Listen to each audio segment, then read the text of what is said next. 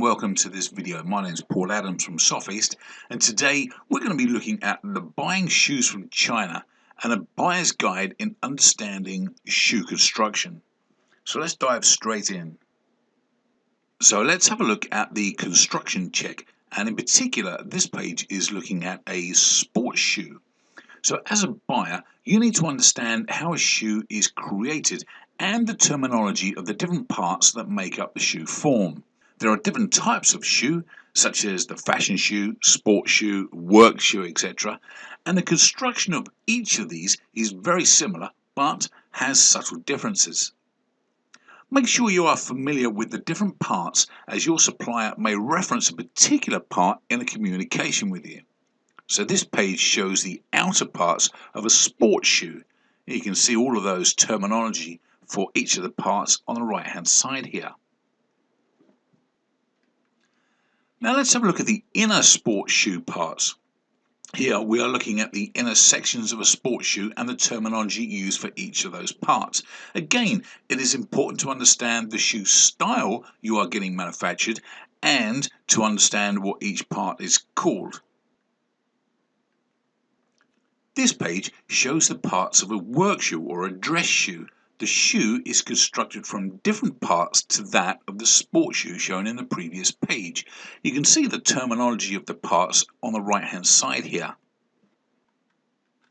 Now let's switch over to adding the sole or the different types of sole construction. Soles of shoes are attached with different methods. Here we look at the top three most commonly used.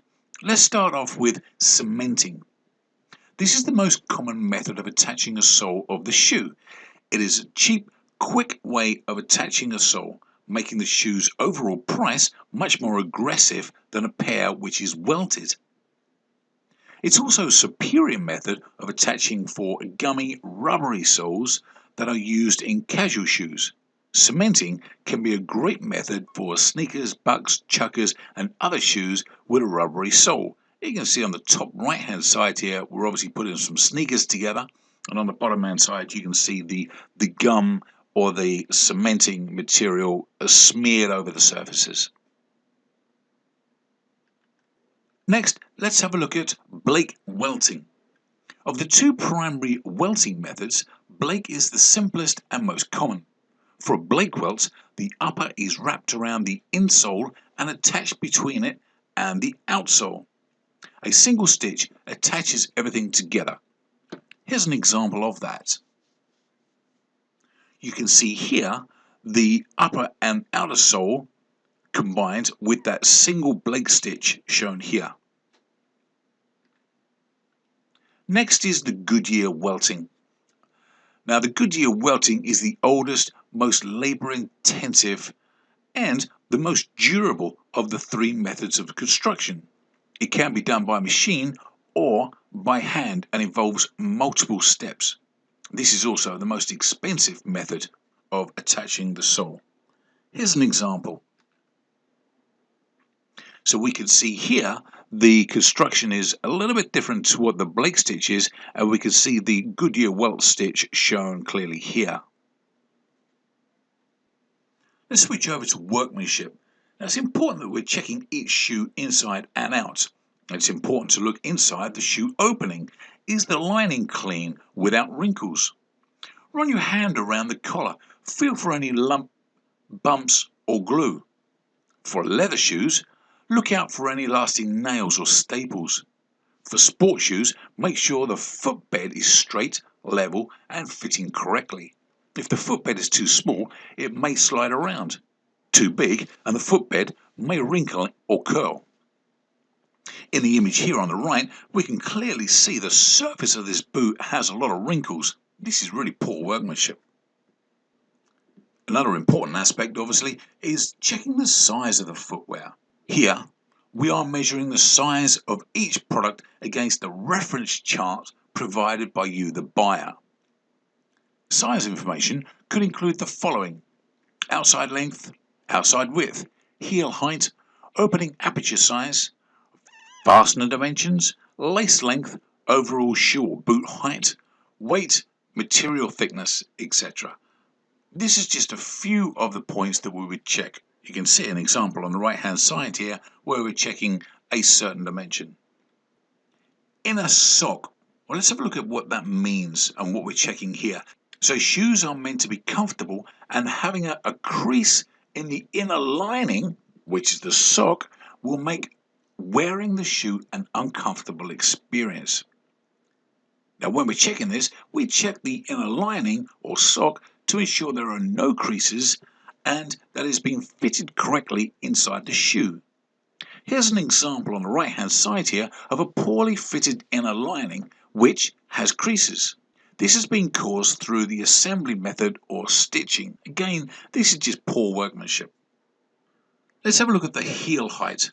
The actual heel height is measured from the middle of the top of the heel at the back of the shoe through to the top of the heel cap.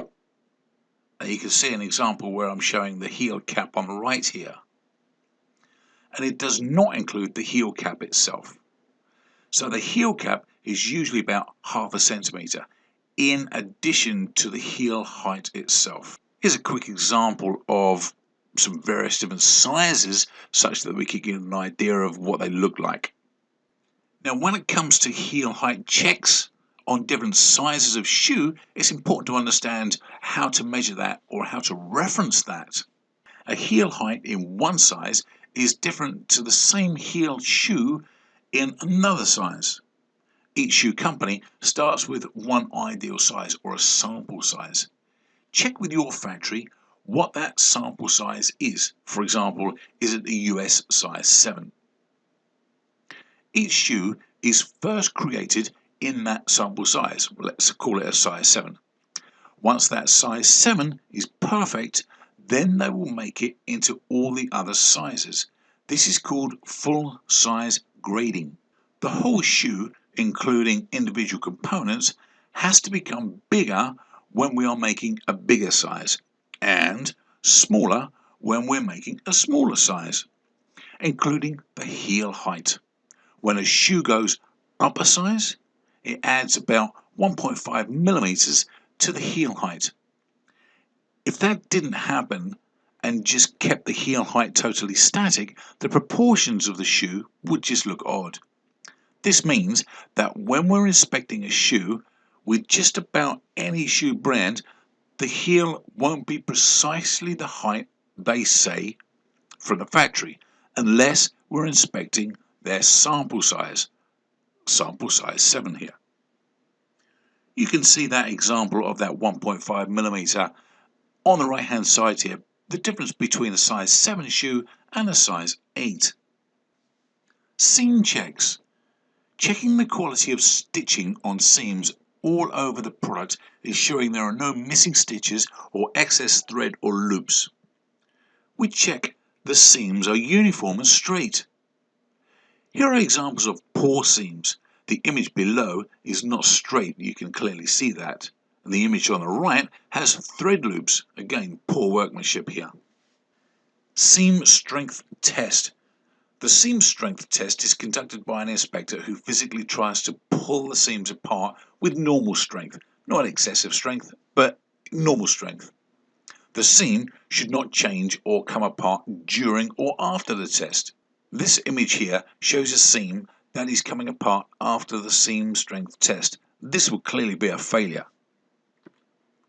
You can see here that the seam is strong and there is no change or signs of failure during the test, and you can clearly see by the thumbnails going a little bit white that there's a little bit of force being pulled on that seam.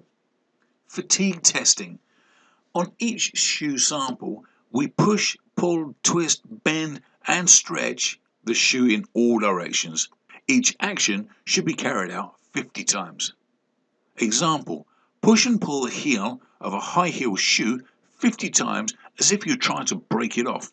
There should be no sign of damage to the shoe after the test. You can see at the bottom here, that's exactly what we're doing. On the right hand side, we are doing that 50 cycle testing on the toe of a boot. Symmetry testing. It is important for a pair of shoes to be symmetrical. Otherwise, again, they're just going to look odd while you're wearing them. A non-symmetrical pair of shoes may also cause discomfort while wearing them, and it could lead to backache and other complaints. We check every aspect of a pair to ensure that they are symmetrical, including the inner lining and heel heights. A quick example shown of a pair of sneakers at the bottom here, and to the right is a knee-length boot. Let's have a look at material check. Shoes are constructed from different sections, as we already discussed, and each section can be manufactured from different materials. It is important to understand which each section is manufactured from so that you can check against the product specification during inspection. Here is a chart that explains the different sections of shoe and the different material symbols. Make sure you understand the material symbols and match them to the product labeling and product specification when you are writing it. So don't forget to check out our other videos on our channel and contact us if you need any help in China. For your convenience, there's a link just below. So once again, thanks very much for listening. My name is Paul Adams from Sofeast.